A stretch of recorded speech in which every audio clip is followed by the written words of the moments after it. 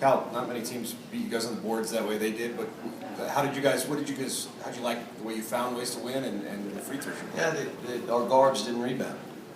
Many of those balls were over our bigs' heads, and they're in a mud, wrestling match down in there. Balls came over, and you had more grabbing rebounds. He gets 3. You had guys over the top grabbing. Our guards didn't rebound.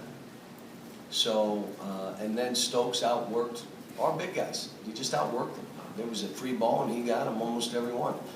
But what I did like, we were strong with the ball. We put more pressure.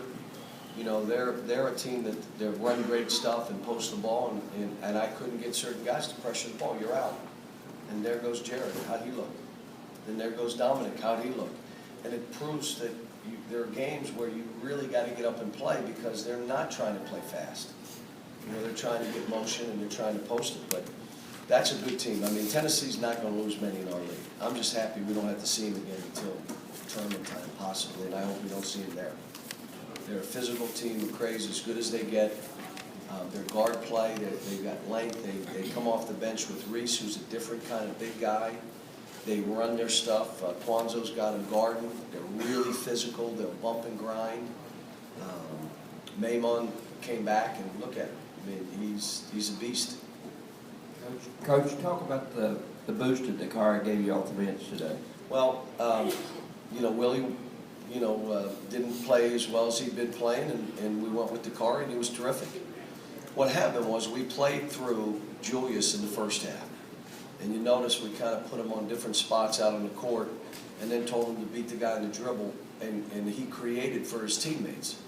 In the second half we tried it, but they crowded him and he held the ball too long. So he tried to go one more dribble than he really needed to because they were crowding him. So we went through Andrew. And Andrew did an unbelievable, that's who I expect. Maybe not 10 out of 10. I'll give him a 9 out of 10 free throws, but what he did in pick and rolls, he got in the lane, he made the right play, he had no turnovers, he made big shots, the runner, the pull-up jumper, and he ran our team. He played like a point guard. And so, he got better today. He really did. Alex was good again. You guys are looking at numbers, I'm not. Alex was good again. Deserved to be out there. That last rebound, the end of half, where he mixed it up. It was a rough game. Some of the guys are in for a rough game. Other guys on our team don't play as well when it's rough.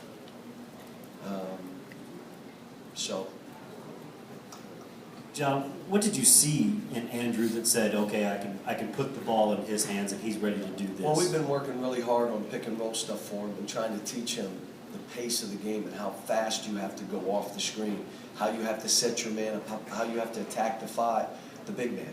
What he was doing was messing with the ball.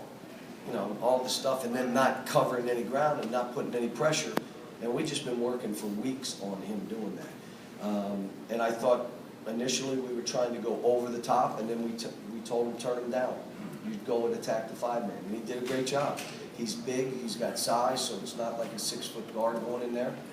He did good stuff. Cal, about every call-in show you have, somebody wants to know what you're doing to work on free throws and wants a new guru to come in. What happened today? Well, we did something new in the last 2 days, and it's something that is unique and something that I don't know if it's ever been done, but we went in the pool and we put on those pool baskets, and we got him to get down and just start making them for the metal part of it. So it worked. And if you believe that, I got great land for you to sell.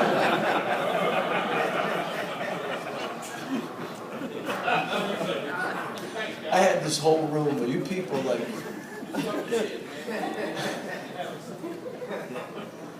Coach, with the way they beat you in Knoxville last year, did you sense the returning players had a little bit more juice for this game? No, they were going to do the same thing early in the game. It was 6-0. I had to call a timeout. Had to get some guys out of the game. Had to change up, what we were doing. They make it hard because it's hard to go switch pick and rolls with them because they're so big. Even if you switch behind after, you're really giving them something that they do well. So it made it hard. We didn't play the pick and roll great. Andrew got hung up on just about every pick and roll again. We were trying to switch late. Our bigs did do a good job of squaring off the ball handler. But again, they beat our brains, and I can remember in the tournament a few years ago when we beat their brains in, like by 50. It's how this stuff is. I mean, this was a close game. We played them in close games. They beat us bad. We beat them bad. But Tennessee, they're really good.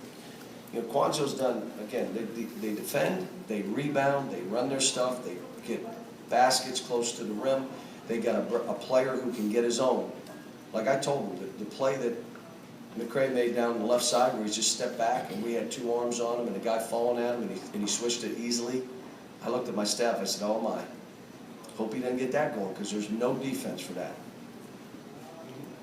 John, you talked about you have some guys that just aren't in for a rough game. Is that really, I mean, there's 2 games this week that he's kind of stepped back and just like... Well, but he's owning his performance. See, there's a difference in what we try to teach our players here. Sometimes we do it nicely, other times we don't do it nicely. That they have to own their performance.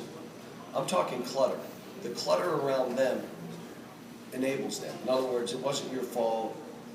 He likes the other guy more. If you had as many shots as so-and-so, if you did, you can't, look, own your performance. Own it. You did it, you own it. Own your practice performance. Don't make an excuse. Don't alibi. Own it, and then change it if you want to change it. So I think that's why our guys leave here knowing we don't have excuse makers. If you didn't play well, you didn't play well. Willie didn't play well. James, the game was a rough game. He didn't play well. Just how it is.